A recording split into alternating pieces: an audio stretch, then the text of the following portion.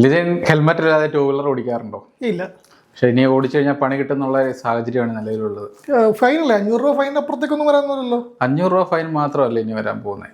6 മാസത്തേക്ക് licence suspend ചെയ്യും. സസ്പെൻഷനാണ് വരാൻ. ഹെൽമെറ്റ് വെക്കാതെ വണ്ടി ഓടിച്ചാൽ സസ്പെൻഡ് ചെയ്യപ്പെടും. സസ്പെൻഷൻ ഉണ്ട്. പിന്നെ മോട്ടോർ വാഹന വകുപ്പിന്റെ ഒരു ദിവസത്തെ ക്ലാസ്സിലും പങ്കെടുക്കണം.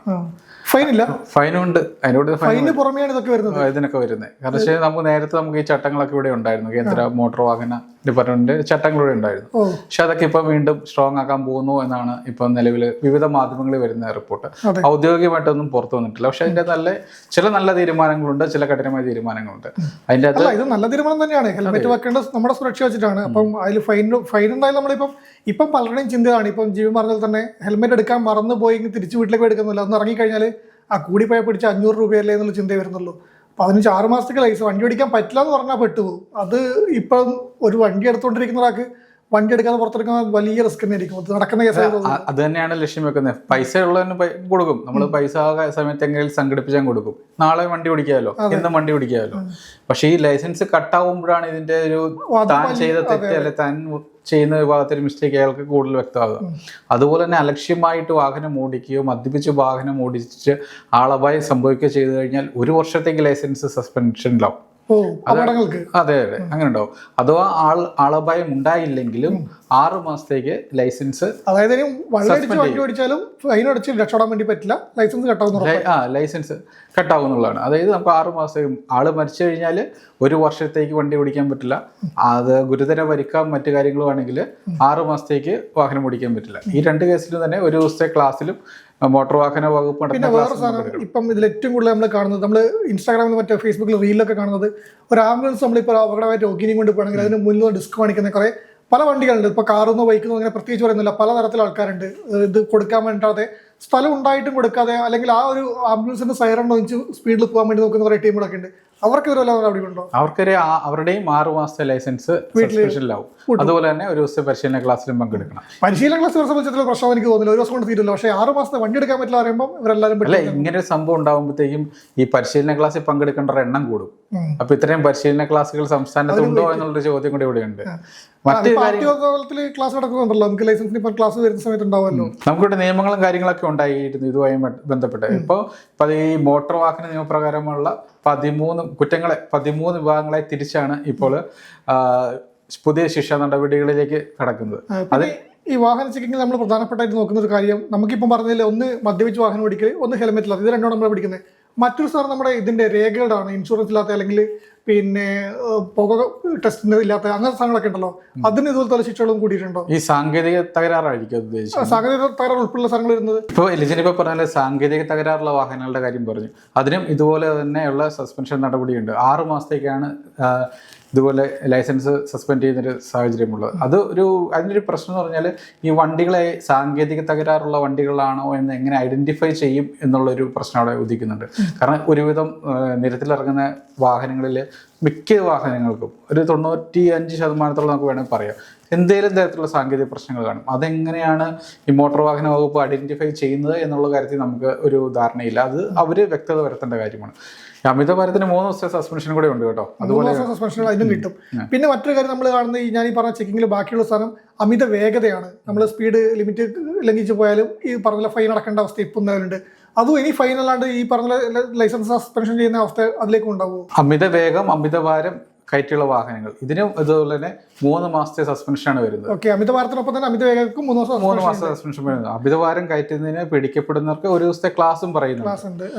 പിന്നെ വേഗപരിധി ലംഘിക്കുന്നവർക്ക് 3 ദിവസത്തെ ക്ലാസും പറയുന്നുണ്ട്. വേഗപരിധി അത് നമ്മൾ ഈ സ്കൂൾ മേഖല അങ്ങനത്തെ പരിധി ലംഘിക്കുന്നവർക്ക് അത് കറക്റ്റ് ആയിട്ട് നമുക്ക് പറയാൻ പറ്റില്ല. ചില ഏരിയകളിൽ ടൗണിൽ എത്ര വേഗതയുണ്ട്, ചില റോഡുകളിലുണ്ടാവും. അവിടെയൊക്കെ വേഗപരിധി മാനദണ്ഡമായി വരും. ശരിക്കും പറഞ്ഞാൽ ഫൈൻ അടച്ചുകൊണ്ട് ഇനി മോട്ടോർ വാഹന നിയമത്തിൽ രക്ഷപ്പെടാൻ വേണ്ടി പറ്റില്ല. ലൈസൻസ് ഹെൽമെറ്റ് എടുത്തില്ലെങ്കിൽ 6 മാസത്തേക്ക് ലൈസൻസ് ഇല്ല, അമിത വേഗതയിൽ 3 മാസത്തേക്ക് ലൈസൻസ് ഇല്ല, മദ്യപിച്ചാലും 3 മാസം 6 മാസത്തേക്കില്ല. അതിപ്പം അപകടം ഉണ്ടാക്കി ആളപായം ഉണ്ടാക്കിയാൽ 1 വർഷത്തേക്കില്ല. 1 വർഷത്തേക്കില്ല. പറഞ്ഞാൽ 3 മാസം മുതൽ ലൈസൻസ് സസ്പെൻഡ് ചെയ്യപ്പെട്ട അവസ്ഥയിലേക്കാണ് ഈ വണ്ടി എടുത്തിറങ്ങുമ്പോൾ നോക്കേണ്ടത്. ആളപായം സംഭവിച്ചില്ല, പരിക്കാണെങ്കിൽ പോലും അവിടെയുണ്ട് 6 മാസമുള്ളതാണ്. നേരത്തെ നമുക്ക് അതൊക്കെ ഒരുവിധമൊക്കെ എങ്ങനെയും സംസാരിച്ച് തീർക്കായിരുന്നു. പക്ഷെ ഇപ്പൊ അതൊന്നും പറ്റില്ല. പരിക്കാണെങ്കിൽ പോലും 6 മാസത്തെ ലൈസൻസ് സസ്പെൻഷനിലാകും എന്നൊരു പ്രശ്നം അവിടെയുണ്ട്. അപ്പൊ ഈ വാഹനം നിരത്തിലിറക്കുമ്പോൾ തൊട്ട് സൂക്ഷിക്കണം എന്നാണ് പറയുന്നത്. അതുപോലെ തന്നെ നമ്മൾ പറയേണ്ട ഒരു കാര്യം എന്ന് പറഞ്ഞാൽ ഈ നിയമങ്ങളും കാര്യങ്ങളൊക്കെ ഇവിടെ ഉണ്ടായിരുന്നു. പക്ഷേ കേന്ദ്ര മോട്ടോർ വാഹന നിയമപ്രകാരമുള്ള ചട്ടങ്ങൾ തന്നെയാണ് ഇവയൊക്കെ കർശനമാക്കാൻ പോവുകയാണ്. അതിന്റെ ഭാഗമായിട്ടാണ് ഇതൊക്കെ വരുന്നത്. അപ്പൊ ഇത് ഹെൽമെറ്റ് ഈ നിയമങ്ങളൊക്കെ ഈ പറഞ്ഞ കർശനമാക്കുന്നതൊക്കെ തെറ്റാണെന്ന് ഒരിക്കലും തോന്നില്ല. എല്ലാം അത്യാവശ്യം വേണ്ടതാണ് തന്നെയാണ്. ഇപ്പൊ പറഞ്ഞ പോലെ ലൈസൻസ് പിന്നെ നമ്മൾ മദ്യപിച്ച് വാഹനം ഓടിക്കാൻ പാടില്ല എന്ന് എല്ലാവർക്കും അറിയാം. പലരും ചെയ്യുന്നതാണ്, ഫൈൻ അടച്ചു പോകുന്നതാണ്. അതിന് പാടില്ല ഉറപ്പാണ്. വേഗതയാണ്. പിന്നെ നമ്മൾ പറയുമ്പോൾ നല്ല റോഡ് നമ്മൾ കത്തിച്ച് വിട്ടാന്നൊക്കെ പറഞ്ഞ ടീമൊക്കെ ഉണ്ട്. അതിനും ഈ പറഞ്ഞ കത്തിച്ച് വിടുമ്പം അപകടത്തിലേക്കാണ് പോകുന്നത് അറിയുമ്പോൾ അവിടെയും 3 മാസത്തെ സസ്പെൻഷൻ വരുന്ന പറയുമ്പോൾ ഒന്ന് പിടിക്കും.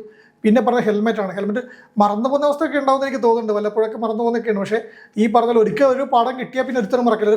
ഒരു ഗ്യാങ് ഒരുത്തരം കിട്ടിയാൽ മതി, ആ ഗ്യാങ് ഒരിക്കലും മറക്കില്ല. ഇപ്പം ഒരു ഓഫീസിലാണെങ്കിൽ ഒരുത്തരം മതി, കോളേജിലാണെങ്കിൽ ഒരു വിദ്യാർത്ഥി കിട്ടിയാൽ മതി. ആ കോളേജിലെ എല്ലാവരും പിന്നെ 6 മാസത്തേക്ക് വണ്ടി എടുക്കാനാവില്ല എന്ന് അറിയുമ്പോൾ അത് ഹെൽമെറ്റിന് ഒരിക്കലും മറക്കില്ല. അത് നല്ല തീരുമാനമായിട്ടാണ് എനിക്ക് തോന്നുന്നത്. ഇത്ര നാൾ ഈ ഹെൽമെറ്റ് ഇല്ലെങ്കിൽ ഒരു ചെറിയ കുറ്റമായിട്ടാണ് കണ്ടുകൊണ്ടിരുന്നത്. ഒരു ചെറിയ ഫൈൻ അടച്ചിട്ട് പോകാമെന്നുള്ളത്. പക്ഷെ ഇതിപ്പോൾ ഇങ്ങനൊരു സസ്പെൻഷൻ കാലാവധിയൊക്കെ ഉൾപ്പെടെ വരുമ്പോഴത്തേക്കും ഈ ഹെൽമെറ്റ് വെച്ചില്ലെങ്കിൽ പോലും അതൊരു ഗുരുതരമായ കുറ്റമാണ് താൻ ചെയ്യുന്നതെന്ന് വാഹനമായിട്ട് നിരത്തിലിറങ്ങുന്ന ഓരോ വ്യക്തിക്കും മനസ്സിലാവുന്ന ഒരു സാധ്യതയുണ്ട്. അതുപോലെ തന്നെ വാഹനത്തിന്റെ വേഗപരിധി, ഇപ്പോൾ ലിജിൻ പറഞ്ഞ പോലെ അമിത വേഗത്തിൽ പോകുന്ന വാഹനങ്ങളുണ്ട്. വളരെ സ്പീഡിൽ മറ്റുള്ളവരെ അപകടത്തിലാക്കുന്ന രീതിയിൽ പോകുന്നവരുണ്ട്. അങ്ങനെയുള്ളവർക്കും ഈ വേഗപരിധി എന്ന കാര്യത്തിൽ അവരെ അവിടെ ലോക്ക് ചെയ്യുന്നുണ്ട്. അതുപോലെ അമിത ഭാരം കയറ്റി വരുന്ന വാഹനങ്ങളുണ്ട്. പ്രത്യേകിച്ച് ഈ ചരക്ക് കയറ്റി വരുന്ന ലോറി, അതിൻ്റെയൊക്കെ ഭാരം നിർണ്ണയിക്കാൻ പലയിടത്തും പറ്റിയിട്ടില്ല. അതിനുള്ള സാഹചര്യങ്ങളുണ്ടോ ഇല്ലയെന്ന് നമുക്കറിയില്ല. ഇനി അങ്ങനെ ഒരു ഇപ്പോൾ പരിശോധനയും കാര്യങ്ങളൊക്കെ വരികയാണെങ്കിൽ അതിനുള്ള സാധ്യതകളും അതിനുള്ള ഒക്കെ ഉണ്ടാക്കിയെടുക്കേണ്ടതുണ്ട്. അതും ഒരു അപകടത്തിന് കാരണമാണ്. നമ്മൾ പലയിടത്തും കണ്ടിട്ടുണ്ട്. പല ഈ പ്രത്യേകിച്ച് ചുരത്തിലടക്കങ്ങളുണ്ട്. അമിതമായി ഭാരം കയറ്റി വരുന്ന വാഹനങ്ങൾ ചുരത്തിൽ കുടുങ്ങുന്നു, അല്ലെങ്കിൽ റോഡുകളിൽ കുടുങ്ങുന്നു. അതൊക്കെ ഇപ്പോൾ വേണ്ടത്ര പരിശോധനകളില്ലാതെ വരുന്ന വാഹനങ്ങൾ ഇങ്ങനെ ഉണ്ടാകുന്ന അപകടങ്ങൾ പോലും റോഡുകളിൽ ബ്ലോക്ക് ആവുന്നു. അല്ലെങ്കിൽ അവർ ചില ലോറികളൊക്കെ ഈ തടി കയറ്റി വരുന്ന മരം കയറ്റി വരുന്ന ലോറികളൊക്കെ അത് കെട്ടുപൊട്ടി അവിടെ അപകടങ്ങൾ കാരണം കമ്പിയൊക്കെ പുറകോട്ട് പോയി തള്ളി വീഴുന്നൊക്കെ അടുത്ത് നമ്മൾ കാണുന്നതാണ്. അത് നല്ലൊരു തീരുമാനമായിട്ട് എനിക്ക് തോന്നി. ഇപ്പൊ നിയമങ്ങൾ ഉണ്ടായിരുന്നത് കർശനമായി നടപ്പാക്കാൻ എന്തുകൊണ്ട് വൈകി എന്നുള്ള ചോദ്യം മാത്രമേ ഇതിൽ ബാക്കിയുള്ളൂ. ഈ മോട്ടോർ വാഹന വകുപ്പ് നടത്തുന്ന ഒരു ദിവസത്തെ ക്ലാസ്സുകളിൽ പങ്കെടുക്കണം എന്നുള്ള കാര്യത്തിലാണ് ഇവിടെ എല്ലാവർക്കും ആവശ്യകത. അപ്പോൾ ഇത് പലയിടത്തും കാണുന്ന ഒരു 3 ക്ലാസ്സുകൾ നടത്താനുള്ള 3 സ്ഥലം മാത്രമേ സംസ്ഥാനത്തുള്ളൂ എന്ന് പറയുന്നുണ്ട്. പക്ഷേ അത് ക്ലാസ്സിൽ എനിക്ക് തോന്നുന്നു ചിലപ്പോൾ അതിൽ മാറ്റം വരും. ഇപ്പോൾ ഓരോ ഏരിയ തിരിച്ചോ അല്ലെങ്കിൽ ഡിവിഷൻ തിരിച്ചൊക്കെ മോട്ടോർ വാഹന വകുപ്പ് അതിനുള്ള ക്ലാസ്സുകളൊക്കെ സൗകര്യം ഉണ്ടാക്കും. കാരണം വെച്ച് കഴിഞ്ഞാൽ ഇപ്പോൾ നമ്മൾ ലൈസൻസ് നേടുമ്പോൾ തന്നെ ഒരു ക്ലാസ്സിൽ പങ്കെടുക്കണം. ലേണേഴ്സിന്റെ ക്ലാസ് ഒക്കെ ഉണ്ടല്ലോ. അതുപോലെ അതുമായി ബന്ധപ്പെട്ട് ചിലപ്പം ക്ലാസ്സുകൾ സംവിധാനം ഒരുക്കാൻ ഇവര് ലേണേഴ്സ് ക്ലാസ്സുകൾ തന്നെ ഇതിൽ പങ്കെടുപ്പിക്കുന്ന രീതിയിലേക്ക് മാറ്റിയാലും മതിയല്ലോ. പക്ഷേ ഓരോ തെറ്റിനും ഓരോ പ്രത്യേക ക്ലാസ് ഉണ്ടോ എന്ന് അറിയില്ലല്ലോ, അല്ലേ? അതുണ്ടാവില്ലല്ലോ. പിന്നെ നമ്മൾ ഈ ഹെൽമെറ്റിന്റെ കാര്യമാണെങ്കിൽ അത് എല്ലാവരും കൂടുതൽ പേരെ ബാധിക്കുന്നത്. പക്ഷെ നമ്മൾ നോക്കുമ്പോൾ ഈ കേരളത്തിലെ അപകട നിരക്കും കാര്യങ്ങളൊക്കെ നോക്കുമ്പോൾ ഹെൽമെറ്റ് ഇല്ലാതെ ഒന്നും ഉണ്ടാവുന്ന കൂടുതലാണ്.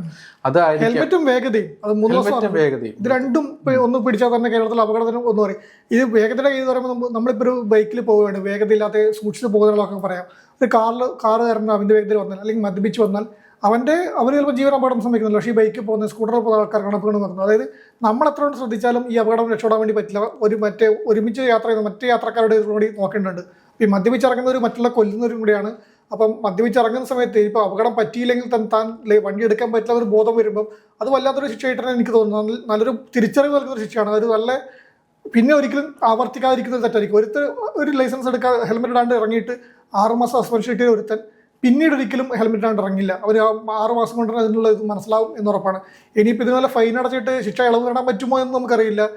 പോലീസ് ചെക്കിങ്ങിൽ തന്നെ ഫൈൻ അടച്ച് സ്പോട്ടിൽ തന്നെ ഫൈനിൻ്റെ കൂട്ടിൽ വന്ന് ശിക്ഷ ഇളവ് നേടുമോ എന്നറിയില്ല. അത് അങ്ങനെ വരാതെ കർശനമായി നടപ്പിലാക്കാൻ പറ്റിയാൽ നല്ല നിയമമാണ്. അത് കർശനമായി നടപ്പാക്കേണ്ടത് തന്നെയാണ്. ഈ കേന്ദ്ര മോട്ടോർ വാഹന നിയമപ്രകാരം അതിന്റെ ചട്ടപ്രകാരം ലൈസൻസ് സസ്പെൻഡ് ചെയ്യാനുള്ള വ്യവസ്ഥ ഇവിടെ ഉണ്ട്. ആ വ്യവസ്ഥകൾ ഇപ്പം നമ്മളത് സ്ട്രോങ് ആക്കുന്നു എന്നുള്ളതാണ്. ഇപ്പം ലിജിൻ ഇപ്പോൾ ഹെൽമെറ്റിന്റെ കാര്യം പറഞ്ഞു, 2 വീലറിന്റെ കാര്യം പറഞ്ഞു. ഇപ്പം നമ്മൾ സംസ്ഥാനത്ത് കേരളത്തിലടക്കം എല്ലായിടത്തും ഈ സൂപ്പർ ബൈക്കുകളുടെ ഒരു വലിയൊരു കുത്തൊഴുക്കുണ്ട്. സൂപ്പർ ബൈക്കിൽ അമിത വേഗത്തിൽ പോകുന്ന അപകടം ഉണ്ടാകുന്നൊരു സാഹചര്യം വളരെ കൂടുതലാണ്. അത് പലയിടത്തും ഈ ഹെൽമെറ്റ് ഇല്ലാതെ പോകുന്ന യാത്രക്കാരുണ്ട്. അവർ ചിലപ്പം പിന്നിലിരിക്കുന്നവരും ഹെൽമെറ്റ് ഉണ്ടാവില്ല, ചിലപ്പോൾ വണ്ടി ഓടിക്കുന്ന ആൾ മാത്രം ഉണ്ടാവുക. അപ്പോൾ അപകടങ്ങളുടെ ഒരു നിരക്ക് കൂടുന്നുണ്ട് സ്വാഭാവികമായിട്ട്. ഈ സൂപ്പർ ബൈക്കുകൾ വരുന്നു, അതിനോടൊപ്പം തന്നെ നമ്മളിപ്പം പവർ കൂടിയ ബൈക്കുകൾ വരുന്നു, അങ്ങനെ സാധ്യതയുണ്ട്. ഇലക്ട്രിക് ബൈക്ക് വരുന്നു. പിന്നെ നമ്മൾ പറയേണ്ട കാര്യമുണ്ട്, ഇപ്പം ഹെൽമെറ്റ് വേണ്ട എന്ന് പറയുന്നുണ്ട് ചില വാഹനങ്ങൾ, ടൂ വീലറുകൾക്ക്. പക്ഷെ അവരെയും ഇത് ബാധിക്കുമോ എന്നുള്ള കാര്യം ഇവിടെ ചോദ്യമുണ്ട്. കാരണം വെച്ച് കഴിഞ്ഞാൽ ഈ കേന്ദ്ര മോട്ടോർ വാഹന ചട്ടപ്രകാരമാണെങ്കിൽ ഇത് എന്തൊക്കെ ഇളവുകൾ വരും, എന്തൊക്കെ മാറ്റങ്ങൾ വരും. പക്ഷേ ഈ ഇതിൻ്റെ കൂട്ടത്തിൽ ചില ബാറ്ററികളിൽ ഓടുന്ന വണ്ടിയുണ്ട്, അതിന് വേഗപരിധിയൊക്കെ ഉണ്ടാവും. അതിന് ഹെൽമെറ്റ് വേണ്ട എന്നാണ് പൊതുവെയുള്ള ഒരു ചട്ടം കാര്യങ്ങളൊക്കെ. ചിലപ്പോൾ അതിലേക്കും കൂടെ ഈ ഹെൽമെറ്റ് നിർബന്ധമാക്കിയേക്കാം. കാരണം വെച്ച് കഴിഞ്ഞാൽ അത് നിർബന്ധമാക്കുകയാണ്. ഈ പറഞ്ഞ പോലെ തന്നെ അവർ വേഗത്തിലല്ലാതെ വണ്ടിയും കൊണ്ട് പോകുന്നിറങ്ങൽ ഈ മറ്റു വാഹനങ്ങൾ സഞ്ചരിക്കുന്ന അതേ റോഡിലേക്കാണ് ഇവർ ഇറങ്ങുന്നത്. അപകടത്തിന് സാധ്യത നമ്മൾ പോയിട്ട് അപകടം ഉണ്ടാക്കുന്നത് മാത്രമല്ല, മറ്റു വാഹനങ്ങൾ വന്ന് അപകടം ഉണ്ടാകാൻ സാധ്യത കൂടുതലാണ്. ഹെൽമെറ്റ് ഇരുചക്ര വാഹനക്കാരെല്ലാം നിർബന്ധമാക്കുന്നത് നല്ല തീരുമാനം തന്നെയായിരിക്കണം. അപ്പോൾ ഇപ്പം നമ്മൾ പുറത്തു വരുന്ന റിപ്പോർട്ടുകൾ പ്രകാരം റോഡിലെ നിരത്തുകളിലെ നിയമങ്ങൾ കർശനമാക്കുകയാണ്. ഹെൽമെറ്റിൻ്റെ കാര്യത്തിലായിക്കോട്ടെ, അപകടങ്ങൾ ഉണ്ടാകുന്ന രീതിയിൽ വാഹനം ഓടിക്കുന്ന ആയിക്കോട്ടെ, അഥവാ ഭാരം കയറ്റി വരുന്ന വാഹനങ്ങളുടെ കാര്യത്തിലാകട്ടെ, എല്ലാ രീതിയിലും സമഗ്രമായ ഒരു മാറ്റവും ഇത് കൂട്ട് ഒരു പരിശീലന ക്ലാസ്സുകളും അതുപോലെ തന്നെ ലൈസൻസ് സസ്പെൻഡ് ചെയ്യുന്ന ഒരു സാഹചര്യവുമാണ് ഇനി വരാൻ പോകുന്നത്. അപ്പോൾ ഇനി വരും ദിവസങ്ങളിൽ ഇത് എത്രത്തോളം സ്ട്രോങ് ആകുപോലെ എത്രത്തോളം നടപ്പാക്കാൻ പറ്റും എന്നുള്ള കാര്യത്തിലാണ് നമുക്കിനി കണ്ടുവരേണ്ട കാര്യമാണ്.